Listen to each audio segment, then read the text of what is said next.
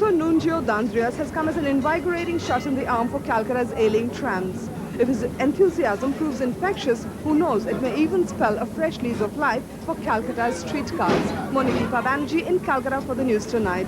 On the 15th of May 1998, the conductors performed a full Monty on the steps of the GPO, central Melbourne, to coincide with the last of the Connies, finishing off at Malvern Tram Depot. Good afternoon, ladies and gentlemen, girls and boys. Welcome here to this historic moment, a turning point, we hope, in the history of human contact in the city of Melbourne. We're here today in support of that institution known as the tram conductor, ladies and gentlemen. But we're also here, ladies and gentlemen, because these people have been replaced by a machine, an ineffectual, confusing, troubling piece of equipment which offers no help to mothers with trams, no assistance to the elderly on our trams. Ladies and gentlemen, Melbourne's trams are Melbourne, and these fabulous conductors, many of them quite attractive in their own strange conductory sort of way. These conductors were the human face of public transport in Melbourne. These conductors have helped everybody who's ever travelled on a tram in Melbourne, from the time they were born until the coffin was carried proudly under the number 94. The people of Melbourne are saying, we want our conductors back. Ladies and gentlemen, in support of tram conductors, the ultimate sacrifice, ladies and gentlemen, the full Monty!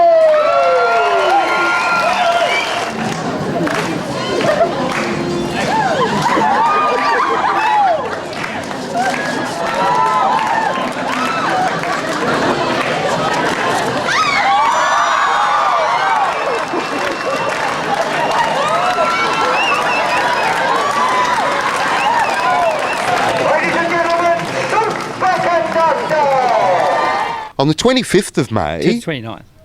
Mad on Trams Week we had was people performed. just jumping on trams. They were performers, just walking through the trams and playing and getting off. That was fantastic. How many, Big Mel? I don't know, actually. There must have been a bundle of Melbourne performers. I don't know. It was a mad week. It was called... It was amazing. It was called Mad on Trams Week. And it was a mad week on board the trams devoted to the Connies. I wonder why it was called Mad on Trams Week.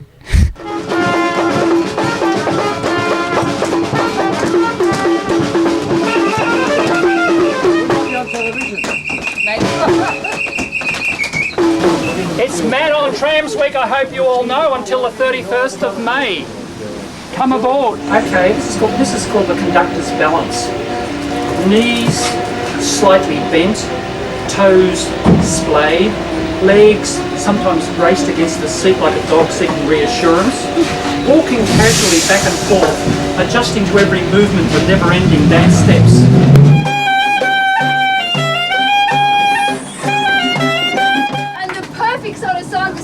Where the Southern Cross used to be is something that's from the Beatles, because when they came out in the 60s I was one of those kids here cheering in this street here, and I think a song about friends is a good idea, seeing that your tram conductor was your best friend.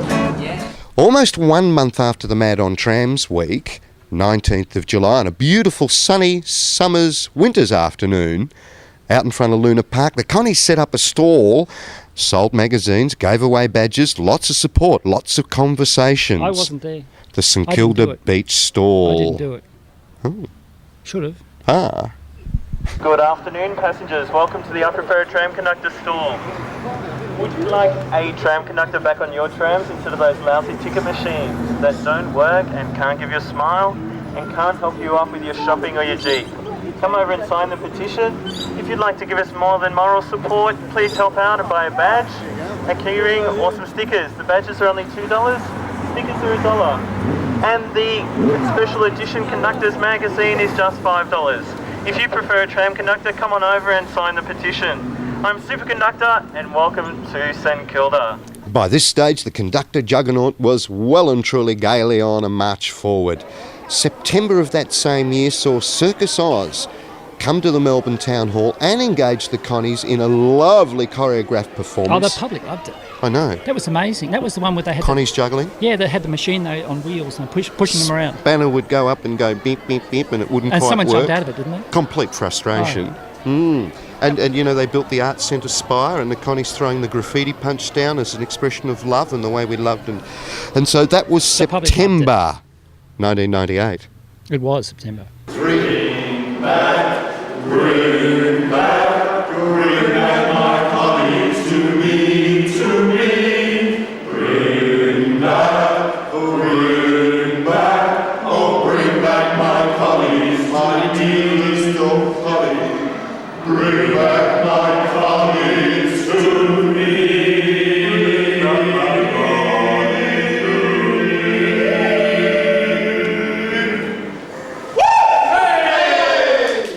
February of 1999 saw a magnificent exhibition set up in a lovely old emporium that sits at the corner of Collins and Spencer Street.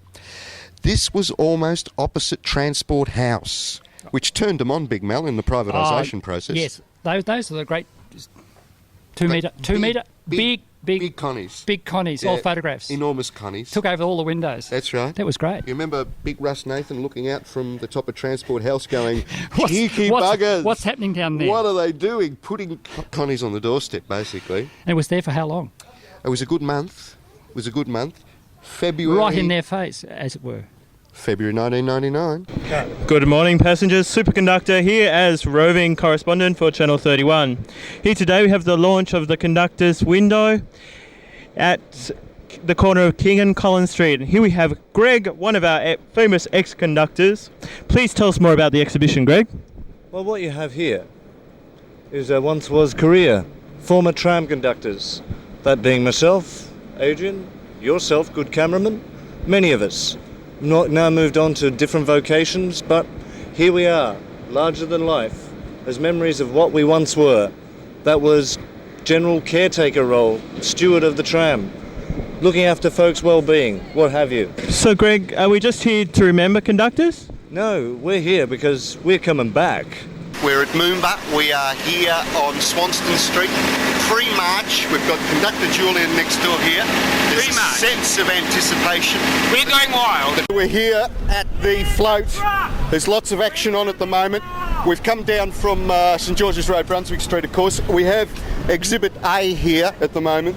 This is the Circus Oz ticket machine. So sexy it hurts. Too sexy for Milan, too sexy for Milan, Japan and Iran.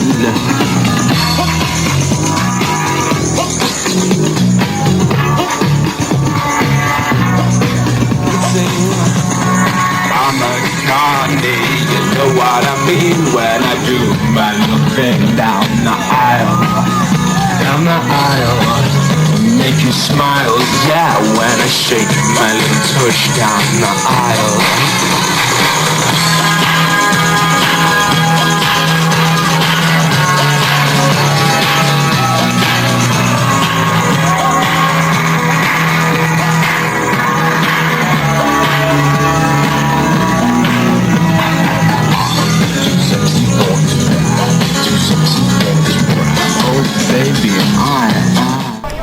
Well, it's all over now, and I believe we all had one of the best 45 minutes we are going to have. The audience's reaction was just amazing, and I just want to do my little thing down that aisle one more time. 1, 2, 3. Whoa, whoa, whoa, I miss you so. Ooh, I need you so. I say goodbye to this heart of mine. If I could see you just one time. Whoa, whoa, whoa, I miss you so. Ooh, I need you so. I say goodbye to this heart of mine. If I could see you just one time.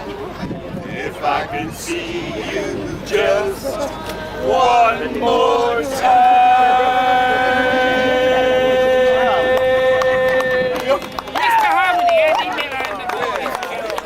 Sunday, January 27th, the year 2002. Welcome to the Geelong Waterfront Festival. And we've got Reg Dean with us here this afternoon. Now, Reg, we've got to knowing because Reg was a tramway worker on the Geelong tramways. And I think we'll just do a little bit of a question thing for Reg and find out a little bit about himself. Reg, welcome to Geelong. Thank you. Now, petrol rationing would have been post-World War II at some stage, 1946-47. When the patronage started to decline, is it where it became vulnerable, the Geelong tramways, at that point? Or, I mean, it seems to me that the majority of the community of your generation and a few years less that's come in here over the last few days has basically said we wish they were back and we didn't like that they were actually taken away from us. Yeah, well, we did get a petition up of which 16,000 signatures, but the council, the SEC, Ford Motor Company, Bender's Busways and the Shell Company didn't want anything to do with tramways. So you're up against some pretty strong forces there. What's happened to the conductors? What's happened to Melbourne's Connies, and what are they doing right now? The Melbourne tram conductor has kept up the honourable tradition of public service in far-flung places right around the world. Today they have returned triumphantly to Moomba, accompanying the many cultural and romantic entries that have made the journey to Melbourne for today's parade. Right up the front of the tram, thanks folks. We have a look at your tickets and fares, thanks. Yes, we're here. Have your tickets and fares ready, please. This is a little ditty, folks. This is a little ditty.